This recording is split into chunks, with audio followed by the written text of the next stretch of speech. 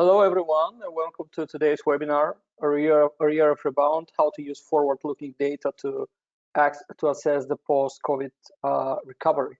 My name is Alexander Ivanov, and I'm the head of macroeconomic research at ISI Emerging Markets Group. Before we get started, to some of you who are not familiar with what we do at ISI Emerging Markets Group, we have been in the business of providing information on emerging markets for over 25 years. We have two brands, CAC Data and EMIS, that specialize in providing high-quality emerging markets content. CAC Data provides macroeconomic data on more than 200 economies, while EMIS focuses on providing company, industry, and country research on emerging economies. I would like to introduce the other speakers today, Rohini Sanyal from our office in India and Georgi Ninov from our office in Sofia. Unfortunately, the fourth speaker, Olivia, will not be able to attend to the webinar due to health issues. Rohini Sanyal is a research economist for India at ISI Emerging Markets Group. She has a master's degree in economics from the University of Warwick in the UK and has 5 years of experience with well-known research institutes in India, like the National Council of Applied Economic Research and the India Council of Research on International Economic Relations. Rohini has also worked for the management consultancy Bain & Company. Georgi Ninov is a senior researcher at ISI Emerging Markets Group. He has been working at ISI since 2015 in the research and development team, the database team, and CAC Insights team. He has been involved in the development of the CAC Leading Indicator, the quarterly macroeconomic snapshot reports, and most of the other publications that we release in CAC Insights. Before we start, I would like to mention a couple of points that will help us interact during this session. During today's webinars, you will have the opportunity to ask questions. All attendees are on mute. You can submit your questions in writing using the question panel on the right. We'll answer as many as possible during the Q&A session at the end. We also have a handout section just above the question panel where we have uploaded our presentation. You can download it for your reference. At the end of the webinar, we have a short survey to capture your feedback and expectations. With that said, let's go over our agenda for today. 2 weeks ago, the International Monetary Fund released its April edition of the World Economic Outlook. As always, there were a lot of policy recommendations in the document emphasizing the importance of the vaccinations and the policy to combat the COVID-19 crisis, as well as addressing some local and regional issues. But in terms of the global economic outlook, there were 3 key messages from that report. The first one, the good news, was that the IMF has improved its global economic outlook for 2021 and 2022, while the estimation for the global economy declined in 2020 was already revised positively with the January update. This month, the IMF revised its forecast for the global economy to 6% for 2021, from 5.2% in October 2020, and from 5.5% in January this year. The reason behind the brighter outlook were the vaccine-powered recovery, and in some of the large economies as well, for some of the large economies, as well as the additional fiscal support from the government in these countries. That's why, as you can see on the charts, the improved outlook to the great extent reflects the advanced economies, while the outlook for emerging and developing countries has improved much less than in the developed ones. If we look at the revisions for the individual countries, we will see that the improved outlook compared to January and October is even more diverged. Among the developed countries, the upward revisions reflects mainly the United States as well as the UK and Canada, while the estimates for Japan and the euro area have increased slightly by 0.2 percentage points for both countries compared to January World Economic Outlook. The other message from the IMF's latest economic outlook was that despite the better than previously expected prospects for the growth this and the next years, the global growth will moderate over the medium term. As you can see on the chart, the global economic growth, according to the IMF estimates, will slow down to less than 3.5% in the period from 2023 to 2026. And 3.5% is far below the average growth of the global economy in the pre-COVID-19 decade, despite the fact of the global financial crisis in 2009, which also caused severe recession in most of the major economies. And while to some extent the growth slowdown can be explained with the longer term impact of the COVID crisis, including the debt problems of most of the countries, the hysteresis effect on the labor market, etc., the growth slowdown is mainly a projection of a long-term growth deceleration trend that has started more than 2 decades ago. As you can see from the trend lines, the decline in growth comes mainly for the emerging economies, mostly due to the growth slowdown in China, but even the trend line for the advanced economies looks flatter on this chart. The same trend can be observed in these economies as well. And there are many factors behind the global growth slowdown. The tendency of decline of the total factor productivity, which is the benchmark indicator that macroeconomists use to measure the contribution of the technological progress. There is a rising inequality, the structural changes and the transformation of China's growth to a slower but more sustainable growth. All of these factors have contributed to the growth slowdown over more than 2 decades. But the single most important factor that explains the growth slowdown is the demographic changes. Aging population in both developed and developing countries, population growth slowdown, decline in both fertility and mortality rates, especially in the most populated developing economies. All of these factors have led to a decline in the working age population in 2 relative measures. The working age population declined both as a share of the total production of the total population and as an annual percentage change, what you can see in the chart. As you can see, in 2019, which are the latest available data, the annual working age population growth has slowed down to near zero in the United States and to negative rates in China and the euro area.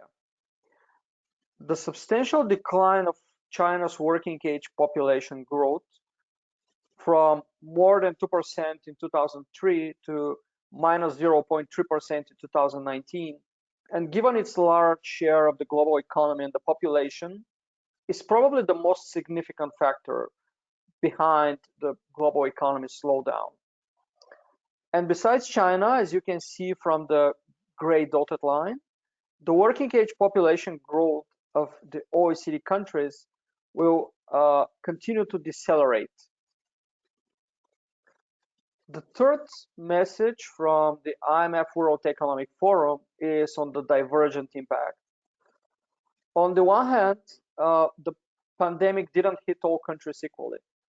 Those that rely more on tourism and accommodation sectors were hit harder than those with stronger manufacturing sector and with those with more diversified economies. On the other hand, the response to the pandemic was different across the different countries. Some governments and societies were more successful in their first reactions to the COVID-19 spread last year than others. The social distancing measures had different impact on different economies. Today, at this hopefully later stage of the pandemic spread, some countries are doing much better with vaccinating the population than others.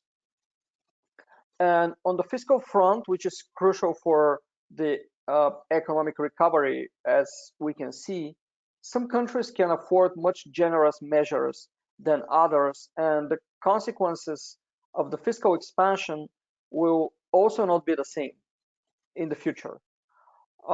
Countries that entered the pandemic with higher debt levels and unsustainable public finances have much less room to react now than the other countries.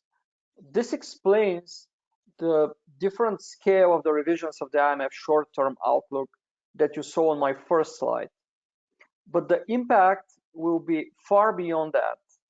As you can see on the charts, if the upward revisions for 2021 and 2022 were higher for the advanced economies than for the emerging and the developed ones, for the medium-term outlook, the prospects of the emerging economies for 2023 and 2024 are even worse now than they were 6 months ago.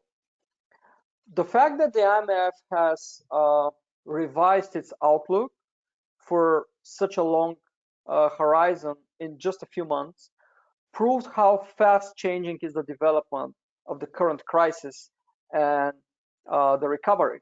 And let me give you one example. In the World Economic Outlook report 2 weeks ago, India is mentioned as a country when the situation with COVID-19 is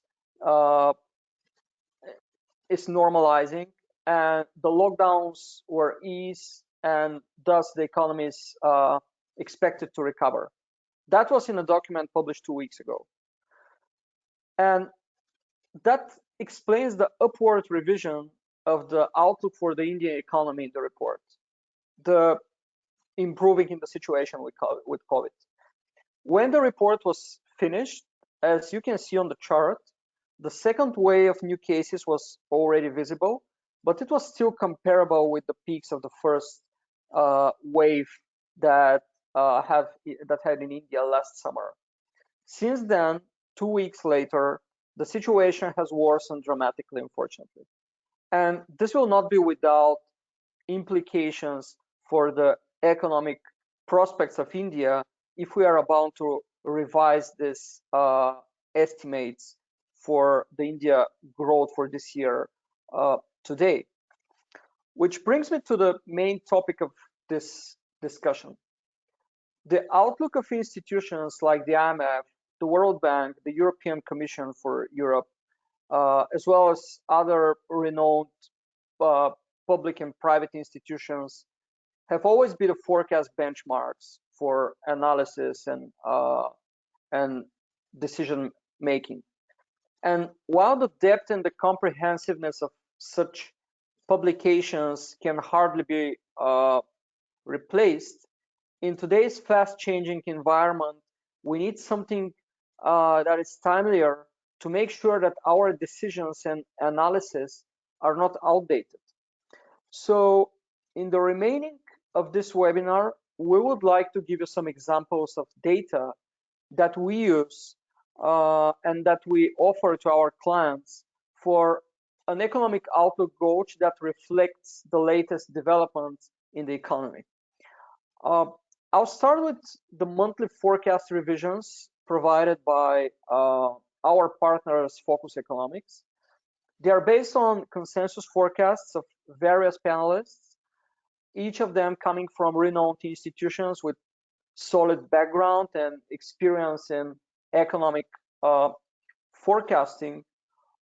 All of these data, both the median forecasts presented on the charts and the forecast by the individual panelists, are available in our CAC database, in the World Trend Plus database in particular.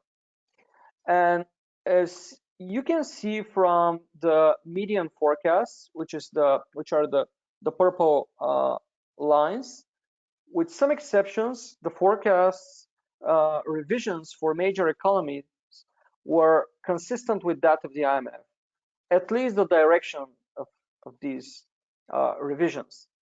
The main difference is the timeliness. While for the IMF forecast updates, we'll have to wait until the next quarter. So the next one from now will be in July, the next update. The Focus Economics updates are available every month, and they reflect the latest developments in the economy.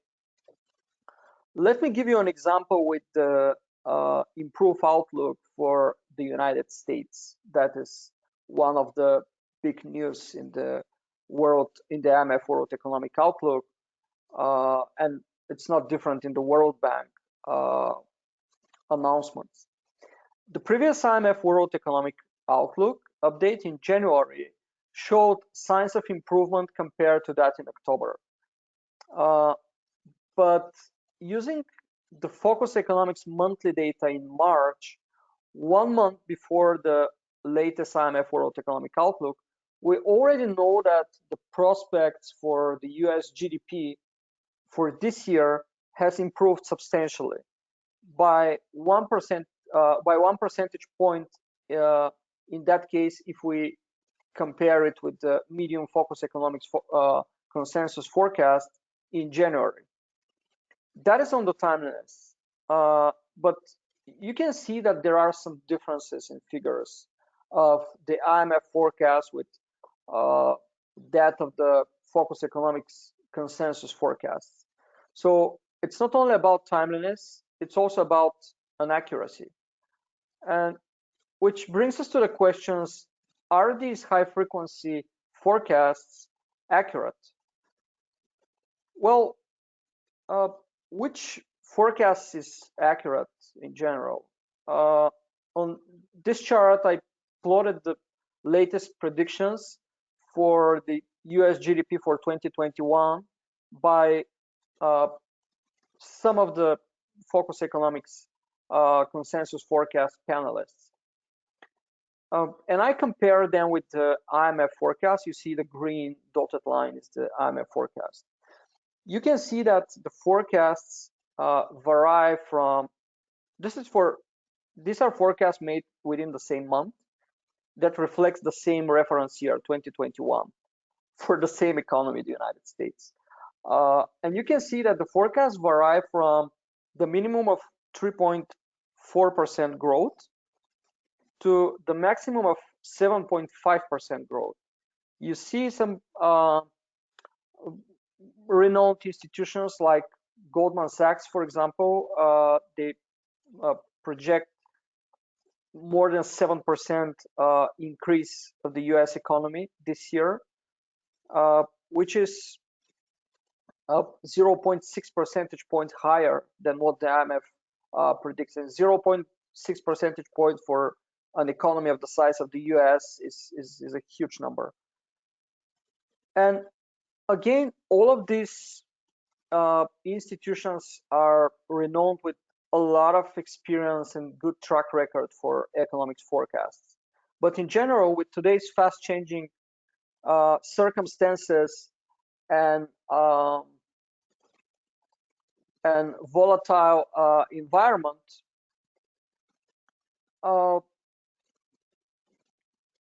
the future, predicting the future is not an easy task, especially if you try to predict it quantitatively. And only time will tell which forecasts were more accurate than the others. We rely on everything that you see here, we rely on all the data. Besides the differences in methodologies and approach and the final results, we rely on all the data that we use and we provide to our clients. But in such volatile times, what is more important than the actual figures is actually the trends and the sentiment, which in this case shows us an improvement in the economy. With this, I'm going to pass to Georgi and Rohini to tell you more about some alternative measures that we use to predict the economy. These measures are proprietary data sets developed by our team, and they provide some different perspective of what you can use to predict the global and country-specific outlook. So, Georgi, I'm passing to you. Thank you, Alex, and hi everyone, and thank you for attending our webinar. So I'm going to briefly present the concept of the leading indicators, and then I will talk about CAC's own composite leading indicator, and finally I'm going to discuss also to what extent it would help in the current economic situation and the COVID-19 effects on the economy and also the prospects. So very briefly, what are leading indicators? Leading indicators are economic measurements that provide early signals about changes in the particular direction of the economy. We know that the economic activity is measured most widely with indicators such as the GDP, for example. However, the indicators like these mostly reflect on past data. What I mean by that is that GDP data covers a whole quarter. So GDP data for the first quarter of the year, let's say the US GDP data for the period between January and March 2021 will be released next week, which is the end of April. And it would cover data from the past, essentially. This is something that Alex also spoke about, the sentiment that people are looking more on these monthly kind of forward-looking indicators. So with high-frequency leading indicators, we can get signals about the direction of the economy that are coming much sooner. So some indicators also influence others important for the economic activity. For instance, floor space sold is a leading indicator in the real estate sector. Vehicle registrations are a leading indicator in the automotive sector and as a whole in the industrial sector. So this illustration on the right is shows the concept, I think, very clearly. The blue line is the leading indicator and the red line is the economic activity. What we want to achieve is we want to have the blue line coming a few months before the red line, so we will see the direction which the economy is going, whether it has reached its peak or its trough, and whether it's going towards expansion or recession. Leading indicators can come from all economic sectors, labor, stock market, production, etc. It's both hard and soft data. Examples of such leading indicators are stock market indices, business and consumer service, as I mentioned, vehicle registration, yields, etc. And having introduced this concept, now I want to talk a bit about the one that CAC publishes, which is called the CAC leading indicator. It's a composite leading indicator, meaning that it aggregates different leading indicators with different weights with the goal to establish the direction of the business cycle. We cover 8 regions, which are Brazil, China, the Euro area, India, Russia, Indonesia, and the US. I'm not going to go deeply into the methodology. You can find more details about the methodology on our platform CDM Next or on our landing page. Just very briefly, we select leading indicators for each economy, which are usually between 6 and 10 from different sectors. Uh, of course, they're not identical because economies are also functioning differently. For example, oil prices are a leading indicator for Russia, but not for the euro area. So this series that we select for each economy, they undergo transformations, which this picture on the right is showing very clearly. So we take the components. They undergo transformations is not just when they're being detrended, which is very important. So we get the business cycle out of the trend. They're being normalized and then aggregated into one, weighted also, and then aggregated into one series. Then we update them on monthly basis, usually until the 15th day of the month. Every month on our platform. Timeliness is very important here, since we want to catch the signals as early as possible. Therefore, we have set our goal to update it until the mid of the month. Otherwise, we will lose this the anticipation effect that we're having. And there's also a non-smoothed and smoothed version of the CSC leading indicator, with the smoothed version clearing some outliers that sometimes affect um, the whole direction of the indicator. I will do a brief demonstration about how our CSC leading indicator has performed against other economic activity indicators. I will use the one for the US. You can see it on the chart on the right. We can see that the CSC leading indicator, which is the blue line in the chart on the right, managed to correctly anticipate the shock that the US economy undertook. Signals started coming as early as March 2020, when the CSC leading indicator dropped sharply from, I think, around 210 to 69.9, and then in April it registered its highest drop on record, falling even below the lower threshold of the indicator of 50, meaning that the COVID-19 effect was devastating. And this was actually followed by a historic drop in US real GDP growth, which is the green line, which also fell sharply in Q1 and Q2 2020. So we can say that the CSC indicator not only gave early signals about the direction, but it also correctly anticipated the magnitude of which the COVID-19 shock hit the economy.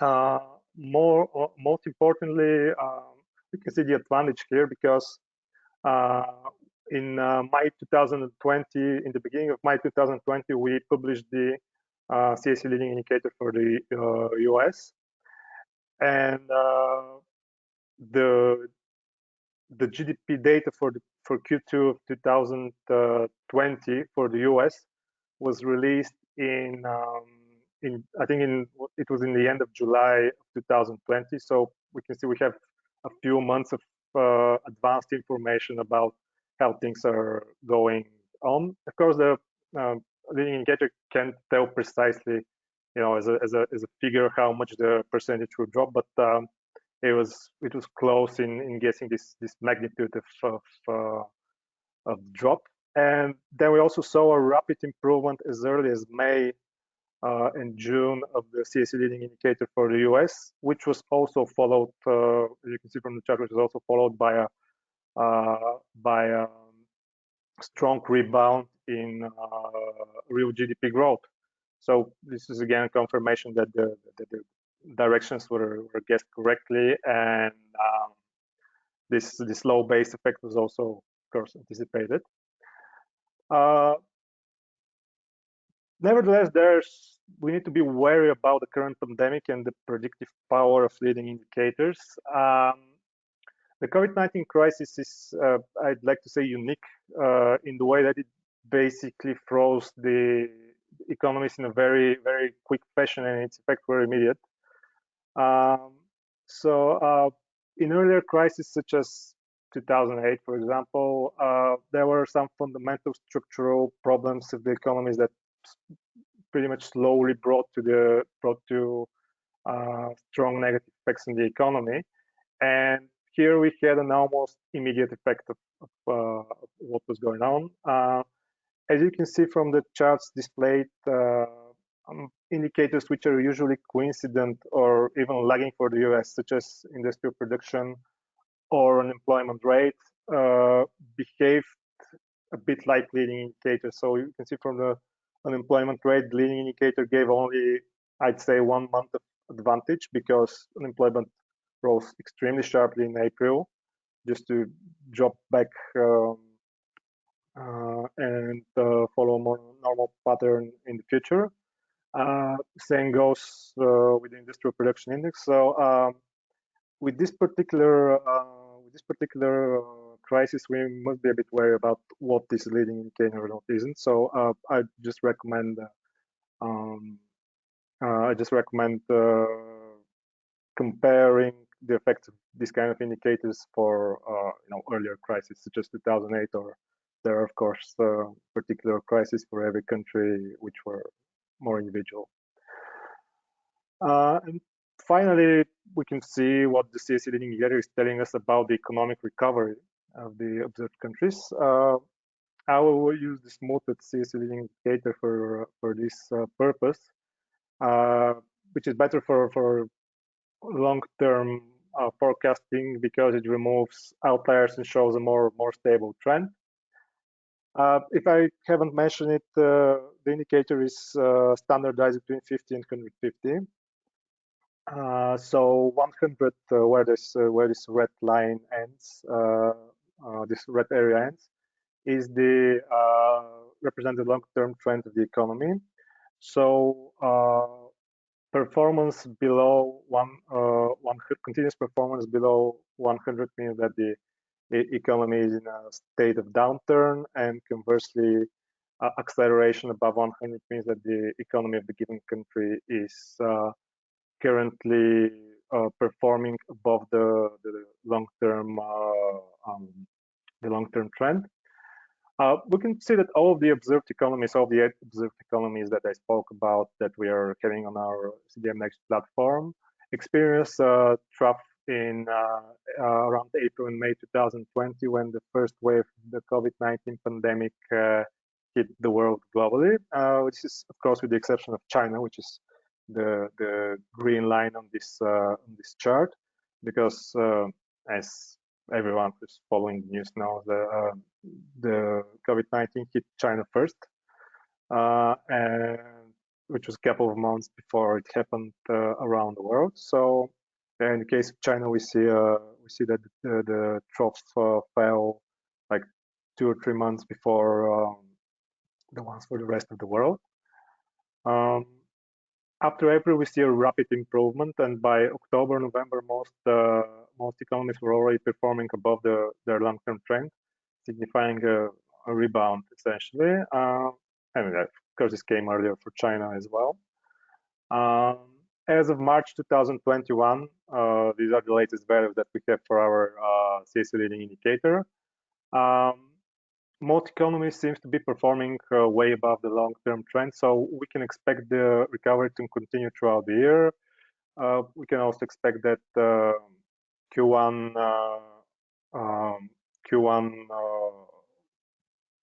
real economic growth, GDP growth, would be positive and accelerating.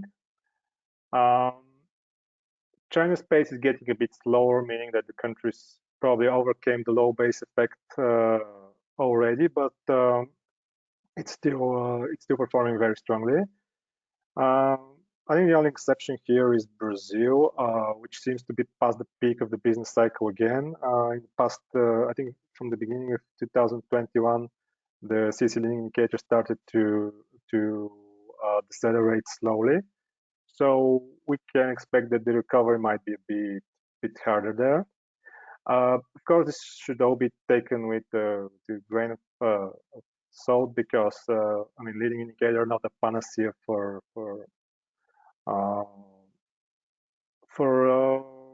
forecasting everything with an extreme functionality. Forecasts aren't either.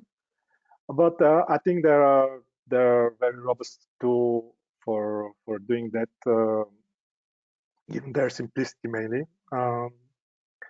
So without further ado, I'm going to get Ruhini on the line speaking about something which I personally find very interesting, which is GDP nowcasting. So to you, Ruhini.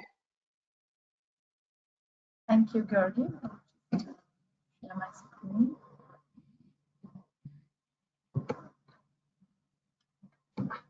All right. Before I get started, I just want to remind everyone that you can submit your questions using the question panel on the right. So as Alexander and Georgi mentioned that, forecasting and looking at, forward-looking data, how are we using it? And thank you for taking us through the IMF forecasts and then the CLI, the CI's leading indicator. Which brings me to now the nowcasting perspective, which is what is happening in the economy right now. Our team has been working on this project for the past few months. So we've come up with a nowcasting model for India. So to begin with, what is nowcasting? So we are using high frequency data to project what the real-time status of the economy is. So instead of a forecast, it's a nowcast. Why are we nowcasting? This is because, as again, both my colleagues mentioned, that there are substantial delays in data releases. We know that for a fact in India, where the GDP data is released with almost a 2-month lag. And this becomes difficult for policymakers, firms who want to understand what is the status of the economy now for some crucial decision making. And for that reason, having something more real time is becomes essential. And the need for a nowcast has never been more stark than it is now, in the light of this pandemic. Which brings us to the third part, that how are we nowcasting? We use this econometric model called the dynamic factor model to statistically reflect the current growth of the output.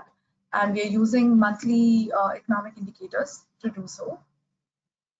So coming to the economic indicators.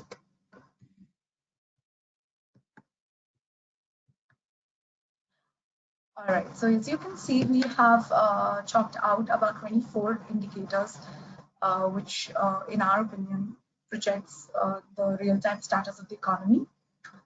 First, we have industry, under which we have used cement production, electricity generation, crude petroleum production, and steel production.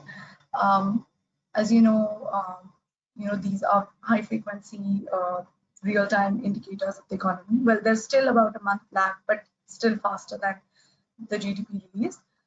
For consumption, you can see we have car sales, digital payments, petroleum consumption, and electricity consumption.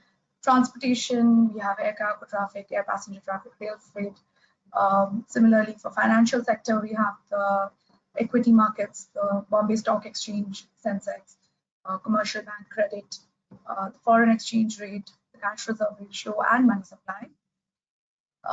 For external trade, we have considered exports and non-oil imports, and non-oil imports in particular because it reflects the demand in the economy. For prices, we've used the core CPI, the core consumer price inflation, and the fuel and power version of the wholesale price index. And in terms of some other indicators which are beneficial to this exercise of rainfall data, which is being used by a lot of literature in this topic. The gross tax revenue, which is taken from the Controller Auditor General, and farm tractor sales for the agricultural economy. So with this, these 24 indicators, we run through our model to get what the current growth of the economy is.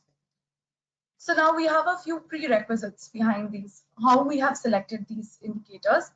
So first of all, we needed indicators which are quick in their data release. So we are not waiting, 2 months to know what the CPI has, what the indicator has been. And the second is we needed indicators which have a longer set of observations. So indicators which are short term, like let's say if I take non-oil, non-gold imports, then my indicator, the observations become much shorter than what it would be under just non-oil imports. So these were a few, prerequisites for selecting these indicator list. And we've actually gone through a lot of different indicators and narrowed it down to these 24 to essentially reflect what the economy is going through right now. So if we go to the next slide, and you'll see the detailed results of our model. Here you can see that for each category and each series, we have a very specific impact on the GDP data. This is very interesting observation here that even irrelevant of whether the indicator has actually witnessed an increase or a decrease in terms of the year-on-year changes, the model analyzes these results in a different way. So if I give you an example, passenger air traffic has been declining since the pandemic started in India, which is and a main reason for that has been the complete stoppage of international carriers. And yet we see that the January and February values of the passenger air traffic are positive. So they've impacted positively on the GDP nowcast. So how is that happening? This is because the model analyzes the data in a way that it's not just looking at the present data, it's looking at the past data, it's looking at the data from all of the other indicators, and it is putting out the impact accordingly. So the model is sort of correcting in its projections.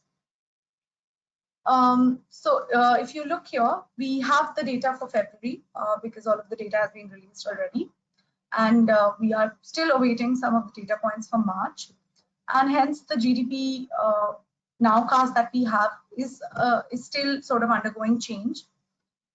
This is the second set of series, and here you can again see that the kind of changes that the model has analyzed. And going over to the broad segments of the indicator results, we see, for February, there has not been a lot of impact. As you can see, some of the buckets have actually declined in the past. For October, transportation has seen a decline, industry has seen a decline, industry and consumption have seen an increase, while all of the other indicators have been in the decline. And this has changed over the last few months. And now for March, we are seeing an increase. To some extent, there is also a bit of the low base effect that is starting to play out now, since it was in March last year, in 2020, when the lockdown was enacted in India. So we will be seeing more of these now.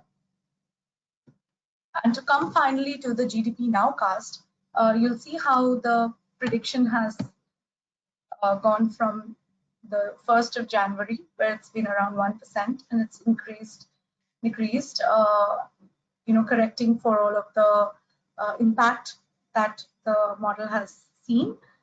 And then now, as per our latest estimate, we project that for Q1 2021, the GDP will be 3.2%.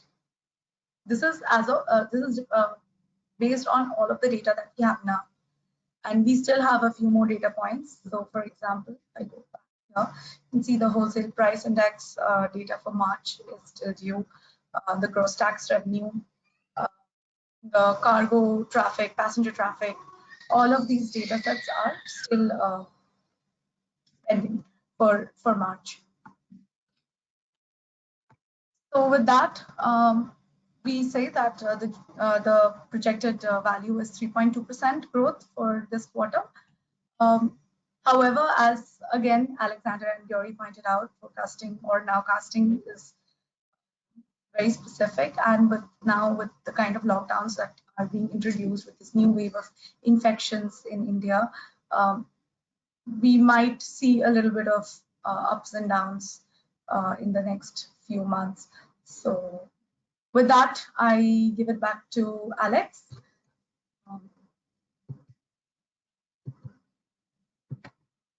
Thank you, Rohini. Just to let me just open for the Q&A session. Just to remind you that you can submit your question in writing using the question panel on the right. We have a lot of questions so far. The first one on the nowcasting. These indicators seem to be specific for nowcasting for India. Is there a guideline on the selection of indicators for different markets? That's a really interesting question on the methodology. Indeed, these indicators are selected for India, but for any other countries, the approach would be similar. We came up with these 24 indicators from a pool of, Rohini, if I'm not wrong, it was more than 100 indicators. So we had to shortlist this pool of indicators to 25. In order for an indicator to be selected in this larger pool of potential indicators, we have some criteria for the indicator. First, it should be high frequency indicators, which in our methodology means that it should be at least monthly. The estimates are done on a monthly basis or on an indicator level. So even if it's a higher frequency indicators like weekly or daily, then we aggregate it on a monthly level. But it shouldn't be with lower frequency than monthly. That's one thing. The other thing is the final series selection, the 24 indicators that you saw for India. And the number, because we're already working on, we were already making some steps for developing this for other countries as well. We're just starting with India. The other criteria is that the final list of indicators should cover the broader economy. If we focus only on the timeliness, and that's valid for both data sets, for the CAC leading indicator and for the GDP nowcasting. If we focus only on timeliness, then our indicators will reflect only data from the financial markets and the business and consumer confidence surveys. Because they are published early in the month, usually the business and consumer confidence surveys are published in the first week, and the financial indicators are daily. So with this, we'll have a really good timeliness, but we'll be biased toward these two types of indicators. And we want a combination of first hard and soft data, data from different sectors, different data that cover the broader aspects and the broader all of industries of the economy, so that our estimate is on the overall economy and it's not biased toward a specific sector of the economy. And once we have the pool of indicators that meet all of these requirements, then we're continuing with the technical part, with the econometric testing, which broadly speaking is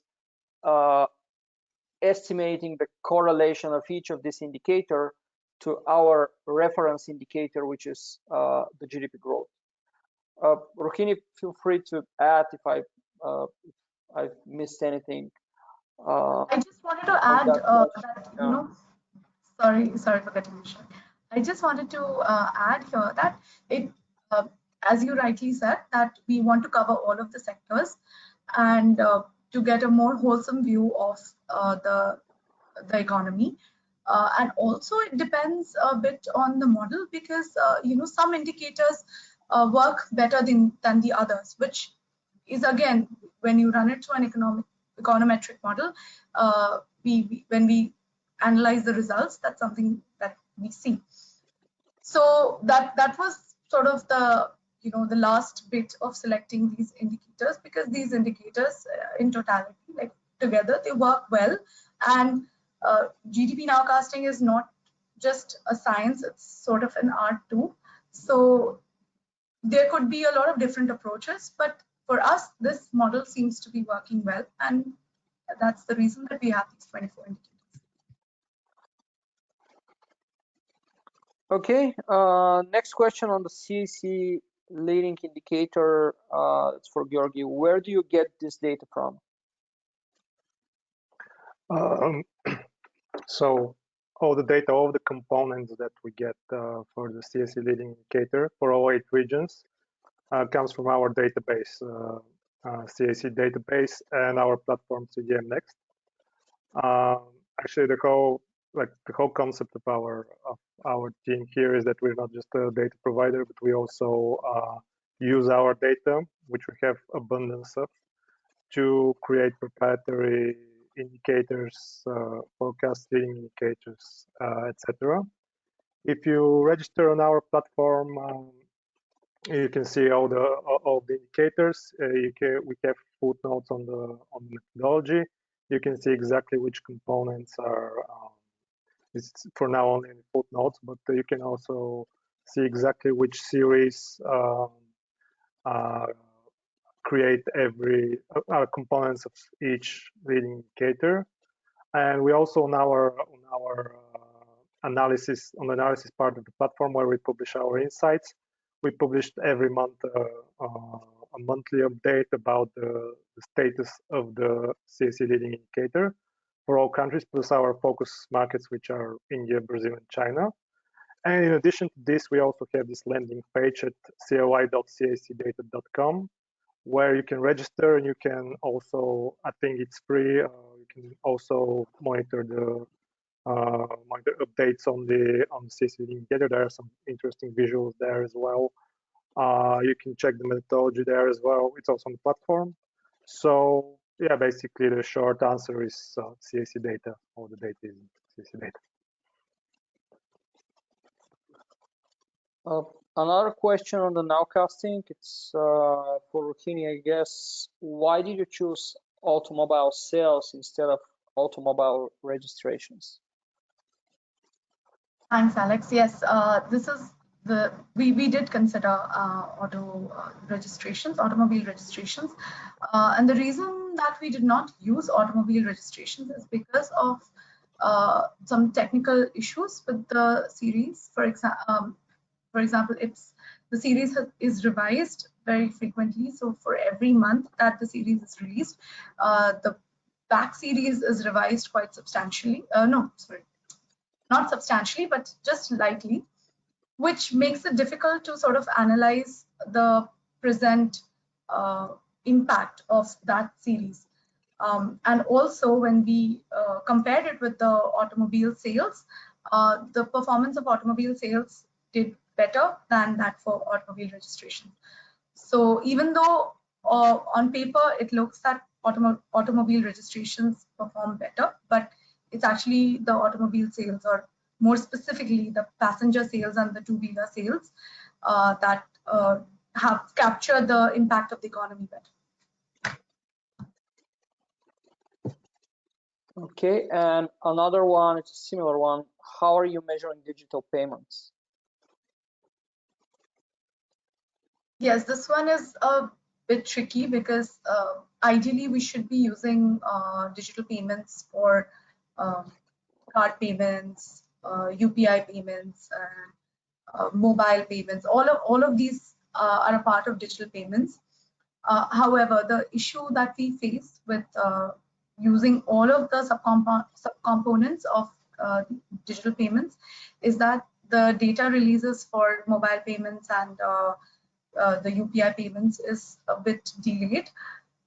However, if we use the electronic funds transfer, the NEFT, the immediate payment system, the IMPS, or RTGS, the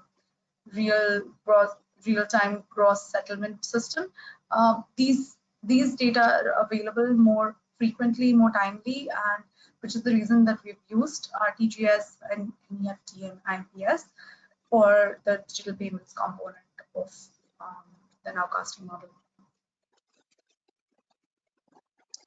Okay. On the CAC leading indicator for Georgi, how far ahead does the CAC leading indicator give signals for? Our goal is to, I mean, it's different every time. Of course, it's not, I mean, it's possible just to pinpoint it to be every time like 3 months or 6 months.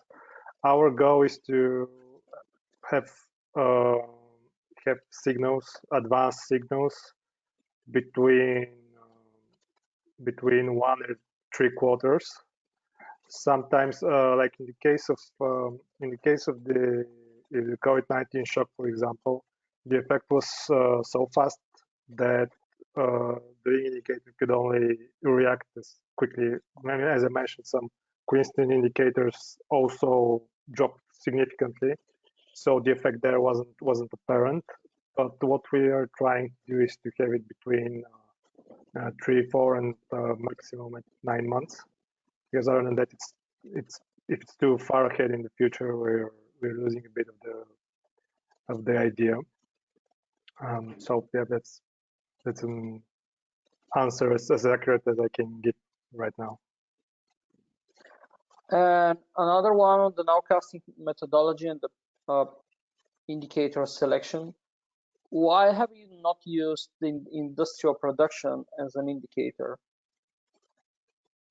Yes, the answer is that we are already using cement production, steel production for this model, and that is because these values are released more quickly than industrial production, which is released about 40 days after the month is over. It sort of sets back on the idea of having more real-time, updates on the economy, and also that cement production and on steel production are sort of representative of this overall industrial production segment. So we've used those as like the indicators for the model. I hope that answers the question. Okay. For the CAC leading indicator, do you plan to develop CAC leading indicator for other countries? We get this question often. We do have plans to expand the country coverage at some point. For now, the eight indicators that we have chosen cover our 5 premium databases on CDM Next, which is Brazil, Russia, India, Indonesia, and China, plus 3 very important economies such as Japan, the US, and the Euro area. I mean, I can't tell exactly when we will start expanding. We've get some particular requests for certain countries, but we will need to know that there's a concrete interest in something so that we can allocate the resources to start working on another country or on a batch of other countries. Okay, I think we have time for one more question. What is the GDP Q2 2021 growth projection for Asia and Pacific? What industries will be the main GDP drivers in 2021, 2022? Well, I wouldn't say a particular figure for the whole region. There are a lot of uncertainties across the different groups of countries. First, we have China. China's GDP for Q1 was released on Friday. It shows more than 18% growth.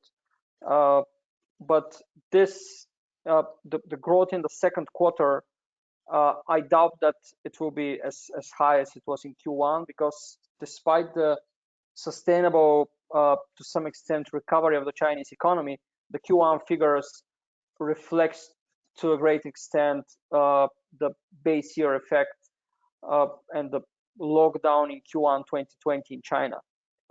That's the reason for this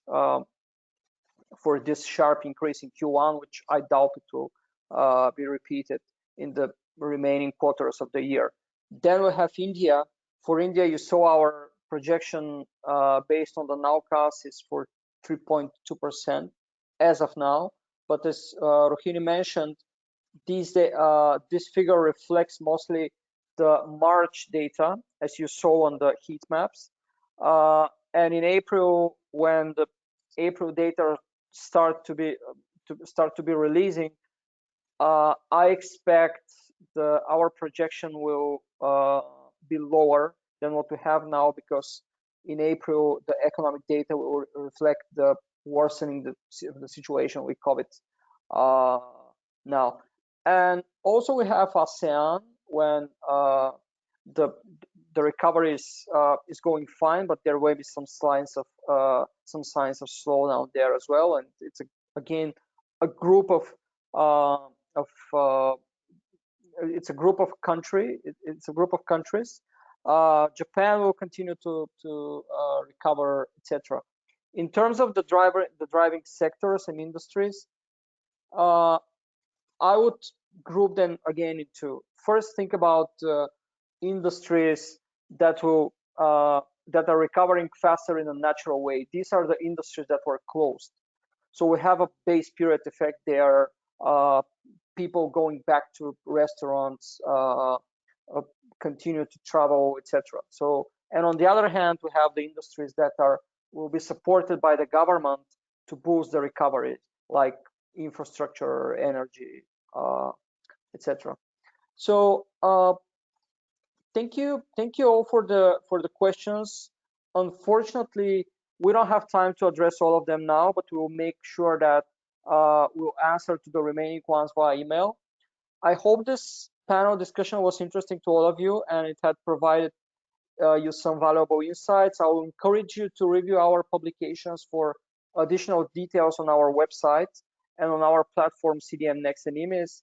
Some of the flagship publications of ISI are the IMIS Insights Industry Reports, providing a comprehensive analysis on more than 20 industries in 17 emerging countries and regions, and the CAC Insights Macroeconomic Reports, which each quarter offer a comprehensive overview and outlook for the world's largest economies using our proprietary CAC leading indicator, and the Foresight 2021 magazine, our regular annual forward-looking magazine, analyzing how trends in key emerging markets will unfold to shape economies, regions, and the world, and our ISI thematic reports, which provide in-depth analysis of key macroeconomic and industry topics for both emerging and advanced economies. I will also encourage you to visit our dedicated webinar pages in IMIS and CAC, where you can find all of our webinars and register for our upcoming events. Thank you for your attention, and stay tuned for our upcoming webinars. See you soon. Bye.